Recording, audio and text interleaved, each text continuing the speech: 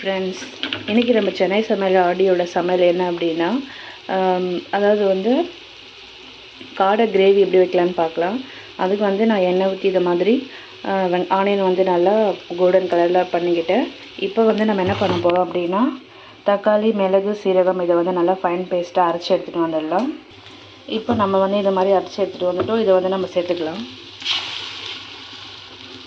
சேர்த்துட்டு பச்சை வாசனை போகிற வரைக்கும் நல்லா கலந்து விட்டுட்டு இஞ்சி பூண்டு பேஸ்ட் இதில் ஆட் பண்ணிக்கலாம். இப்போ இஞ்சி பூண்டு பேஸ்ட் சேர்த்துருக்காங்க. இதை நல்லா வதக்கிடலாம். இப்போ ஃப்ரெண்ட்ஸ், மல்லித்தூள், மஞ்சள் தூள், மிளகாத்தூள் சேர்த்து நல்லா கலரி விட்டுக்கலாம். இப்போ நம்ம வாஷ் பண்ணி வச்சுருக்க காடையை அதில் சேர்த்துக்கலாம்.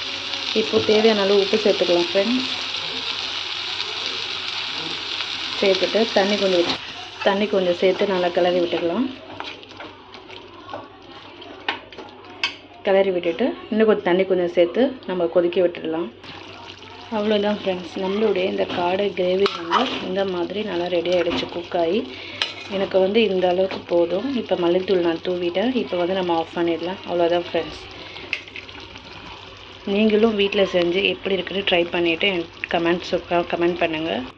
அவ்வளோதான் ஃப்ரெண்ட்ஸ், நம்மளுடைய காடை கிரேவி இந்த மாதிரி ரெடி ஆகிடுச்சு. நீங்களும் வீட்டில் ட்ரை பண்ணி பார்த்துட்டு எப்படி இருக்குன்னு சொல்லுங்கள். அண்ட் மறக்காமல் என்னோடய சேனலை தொடர்ந்து பார்க்கணுன்னு நீங்கள் விரும்புனீங்கன்னா என்னோடய சேனலை சப்ஸ்கிரைப் பண்ணுங்கள். அப்போ தான் நான் போடுற வீடியோஸ்லாம் உங்களுக்கு வந்து சேரும். Thank you friends.